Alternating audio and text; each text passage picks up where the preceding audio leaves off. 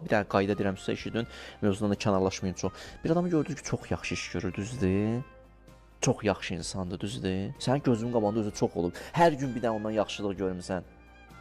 Sən ona qarşı pislik eləsən, bir də onu tanımayan ona qarşı pislik eləsən, sənə Allah elə bir cəza verər ki, ona o qədər verməz. Bu ədalətsizlik deyil. Deyər ona görə vermədim. Yo, bilmir daha o bu qədərdir. Sən ki görürdün bu qədərdir. Niyə buna bu qədər zülm elədin?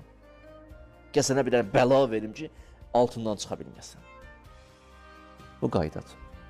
Onu yazın, saxlayın. Allahın sirəsidir. Sünnəsidir. Başa düşürsən? Hədislərdə var, deyir, bir insan yaxşılıq eləyənə Allah bəzi zülm, bəlalar var, dünyada verəcək. Bir sarada hədis deyim. Deyir, o kəsdir ki, bir nəfər ona yaxşılıq eləyib, bu yaxşılığın müqabilində pislik eləyir. Bir buna yaxşılıq eləməyib, pislik eləyir. Bir də yox, bu yaxşılıq eləyənə pislik eləyir. Bu, bunun əlini gətirib, belə deyək də, bir istiqamət verib, bir yerlərə çatdırıb, bu indi buna quyu qazır. Bunun bəlası dünyada deyə axirətini saxlayın. Qardaş, bu səni əlindən tutu, baxın. Sən yerdən qaldır, bax. Demirəm, da nə batildir, onu qəbul elə, söz onda deyil.